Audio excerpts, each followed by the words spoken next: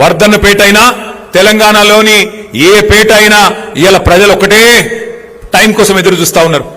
ఎప్పుడు కుర్చీ మడత పెట్టి రేవంత్ రెడ్డిని కాంగ్రెస్ పార్టీని ఎప్పుడు తరిమి తరిమి తరిమి తరిమి కొట్టాలని చెప్పి ఎదురు చూస్తా ఉన్నారు. ఆ ఎదురు చూపులు ఫలించే రోజు ఎంత దూరం లేదు, తొందరలోనే వస్తుంది. ఎక్కువ రోజులు ఏం లేదు, సగం టైం అయిపోయింది. ఇంకా ఒక 18 నెలలు మనం కష్టపడితే 16-18 నెలలు, ఆఖరి సంవత్సరం ఎట్లాగో ఎలక్షనే, 2028 మొత్తం ఎలక్షనే, ఆ సంవత్సరం ఏమి ఉండదు. ఇక ఆ తర్వాత కాంగ్రెస్ వాళ్ళు అధికారంలోకి వెళ్ళి దిగిపోయిన తర్వాత, రేవంత్ రెడ్డి గారు పదవిలోకి వెళ్ళి దిగిపోయిన తర్వాత, నేను ఇవాళ చెప్తున్నా రాసి పెట్టుకోండి, రేవంత్ రెడ్డి మాజీ ముఖ్యమంత్రి అయిన తర్వాత ఆయన పక్కకెళ్ళి పోతుంటే కూసున్న కుక్క కూడా లేవదు. ఆ పరిస్థితి వస్తుంది. ఇవాళ ఏదో అధికారం ఉంది కాబట్టి నడుస్తున్నది డ్రామా, గాని రేపటి రోజున కూసున్న కుక్క కూడా నేను చూసి లేవది. గా పరిస్థితి తెచ్చుకుంటా ఉన్నావు నువ్వు. నేనేదో కోపంతోనో బాధతోనో చెప్తలేను, ఏదో అసూయతోనో చెప్తలేను, ఉన్న వాస్తవాన్ని చెప్తా ఉన్నా. ఇంకొక మాట కూడా నేను చెప్తున్నా, యాద పెట్టుకోండి. మనకు ఒక రకంగా అధికారం పోయి మంచే జరిగింది.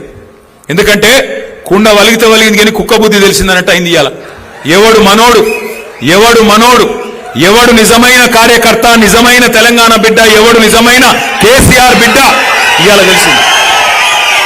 అందుకే నేను మీకు మాటిస్తా ఉన్నా, పోయిన 10 ఏళ్ళు కొన్ని తప్పులు జరిగినాయి, నేను ఒప్పుకుంటా. కార్యకర్తలు, ఉద్యమకారుల విషయంలో మనం ప్రభుత్వంలో పడి నీళ్లు ఇవ్వాలి, కరెంట్ ఇవ్వాలి, మనం తెలంగాణను పట్టాలెక్కియాలి, నెంబర్ 1 చేయాలి, అదే ఆగంలో ఉరికినాం. సొంత ఇల్లు కట్టుకుంటే ఎట్లయితే ఒక తదేక దీక్షతో పనిచేస్తామో అట్లా పనిచేసినాం. ఎందుకంటే కష్టపడి తెచ్చిన రాష్ట్రం, మన నాయకుడు ప్రాణాలు మరి పనంగా పెట్టి తెచ్చిన రాష్ట్రం.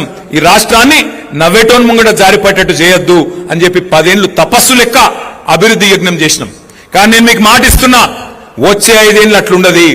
వచ్చే 5 ఏళ్ళు కార్యకర్తల అభివృద్ధి లక్ష్యంగా, కార్యకర్తలను మంచిగా చూసుకోవడమే లక్ష్యంగా పనిచేస్తాం.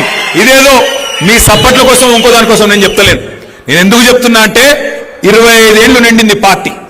ఇంకొక 25 ఏళ్ళు, ఇంకో 50 ఏళ్ళు పార్టీ ఉండాలంటే మూల స్తంభాలు మీరు, నిలబెట్టేది మీరు. నేనైనా రమేష్ అన్నైనా మేము ఇక్కడ నిలబడి ఉపన్యాసం ఇవ్వగలుగుతామో 100 మందిని కలవగలుగుతాం. కానీ గ్రామ గ్రామాన కేసీఆర్ గారి పేరు చెప్పి కేసీఆర్ గారిని గట్టిగా కాపాడుతున్నది, మాకు కొండంత విశ్వాసాన్ని ఇస్తున్నది మీరు.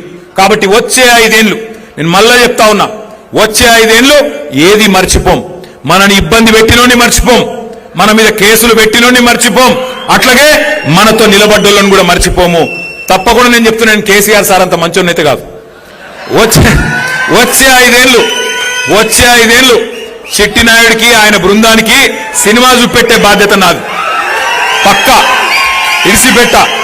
రిటైర్ అయినా, పారిపోయినా, సప్త సముద్రాల అవతల దాక్కున్నా, ఎవడెవడైతే మా కార్యకర్తలను సతాయించిండో ఒక్కొక్కరిని లెంకులాడి దేవులాడి తెచ్చి మీ ముంగట నిలబెట్టే బాధ్యత నాది. వదిలిపెట్టే సమస్య లేదు. ఇది నేనేదో ఊరికే చెప్పట్లేదు, గుర్తు పెట్టుకోండి. కానీ మళ్ళీ రమేష్ అన్న వాళ్ళని తీసుకొని రావద్దు, అన్న ఇవి మంచోడేనే అని మళ్ళీ తీసుకురావద్దు. ఎవడు లాగానో, ఎవడు దొంగనో, ఎవరి రంగేందో, రుచేందో, ఎత్తేందో, పొడువేందో అందరికి అర్థమైంది. అందుకే గట్టిగా ఉండాలి. ఇయ్యాల ఎవరైతున్నారో నికార్సుగా వాళ్ళే నాయకులు. మీరే ఎంపీటీసీలు కావాలి, మీరే జెడ్పీటీసీలు కావాలి, మీరే కార్పొరేటర్లు కావాలి, మీరే కథానాయకులు కావాలి, మీరే రేపు రాష్ట్రాన్ని నడపాలి, మీ జిల్లాని నడపాలి అని నేను కోరుతా ఉన్నా.